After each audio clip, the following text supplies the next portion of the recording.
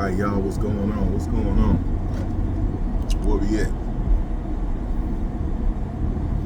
The day after.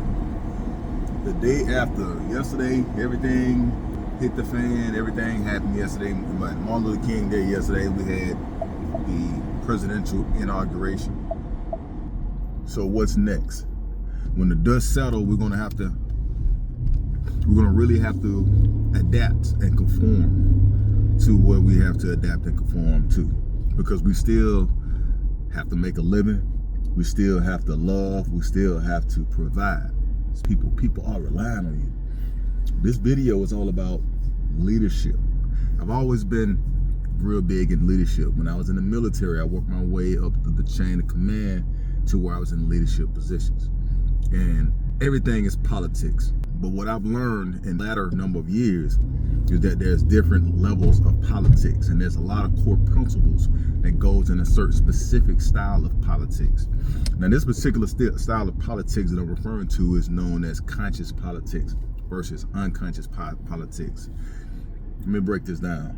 Conscious politics recognize love, truth, and unity, being objective and being open-minded. The left can go too far and the right can go too far.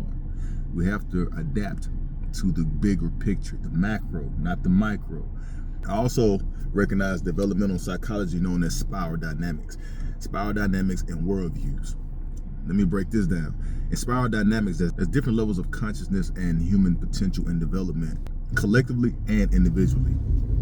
When we tried to go and invade Iraq, it was almost virtually impossible to install a Western democracy in a third world country like Iraq, because Iraq, on a spectrum of spiral dynamics, weren't developed enough to be accepting of what we thought we would be able to do when we went to take Saddam Hussein out. That entire country is collective. All that people, they're far behind on the spectrum of spiral dynamics, worldviews, and development. Now, when it comes to each individual person, I challenge you to become more conscious in becoming self-aware, love, the truth, and what your purpose is. See, yesterday I talked about Martin Luther King and how he was fearless, and we have to become fearless in order to be able to affect change, because all of us talk it, but how can we walk it? How can we walk the change that we talk about? Every Black History Month, we talk about the Malcolm X's, the Martin Luther Kings, the Rosa Parks, Marcus Garveys. All this stuff is excellent because it shows a profound dichotomy of, as far back as in the 1900s, 1800s, 1700s, there's been Black people that's been courageous, fearless, that's putting it all on the line for you. So what is it in? 60 years from now, when they do Black History Month, who else are they gonna have at the table to recognize as someone that helped push love, consciousness, truth, education, wisdom, morality? Who else, ladies and gentlemen, who else is gonna be right now? We have an individual responsibility. We talk about the government. That's a collective responsibility, and a lot of the politics can be unconscious, and it also is not rooted in love wholeheartedly. Like cosmic love. Cosmic love starts with yourself. You know, case in point, let me take myself for example. The love that I have for myself is the love I express for you.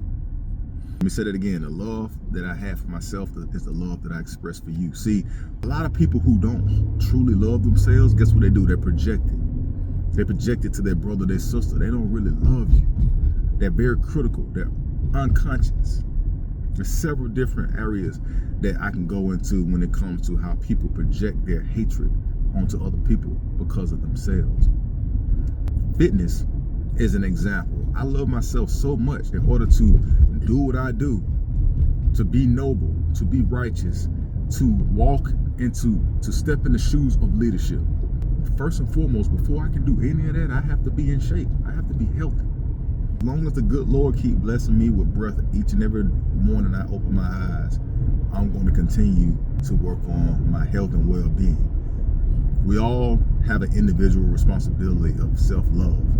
You can always pull unlimited resources from love. Love has unlimited resources. It's not money. It's not gold, it's not diamond rings, it's not oil. A lot of people think those are just the only resources. Love is a cosmic resource that's unlimited. I strongly encourage you guys to understand that you have what it takes inside of you to tap into that cosmic love. So that way you can feed off that energy, because energy is always in motion, it's not stagnant. If you get a slice of that cosmic love, that cosmic energy, and you walk around town, I promise you, you're gonna attract people who's operating on that exact same vibration. It's conscious politics right there. That's one of the principles of conscious politics. You could do a lot with love. A lot of people say love don't pay the bills. Well, I'm gonna break it down to you. So let's get this clear. Just because you walk in love, everybody you come across with is not gonna love you for that. You're not gonna be compatible with everybody. But for every person that you're not compatible with, for every person that don't resonate with that vibration that you're putting out, is a space, there's a chair that's open for someone else to come and feel that. We get enough people individually that has a slice of that conscious politics, that cosmic love, 2 people, 4 people, 10 people, 20 people, 700 people, before you know it, a whole community of people. It's going to be a paradigm shift. It goes into like what they say, it's not about what you know, it's who you know. That all comes from love. It's like what people say, you can take a horse to water, but you can't make him drink. Yes, you can. If you put pepper in this food, he'll go to that lake and start drinking all the water that you need him to. So I said all that to say, I like the guidance and wisdom of a lot of people that I've looked up to. I read a lot. I know all about a lot of the stuff, the W.E.B. Du Bois, the Marcus Garveys, Malcolm X, Martin Luther King, and I challenge you guys to get more wise and objective and open-minded, and not operate in fear and lack, but operate in cosmic love, because cosmic love radiates far brighter than fear and lack.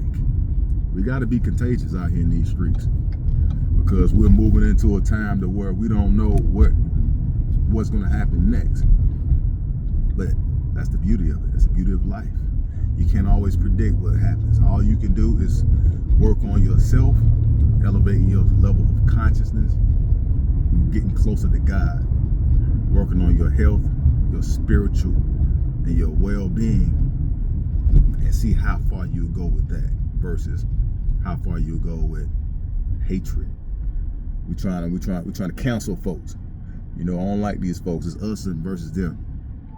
You know? So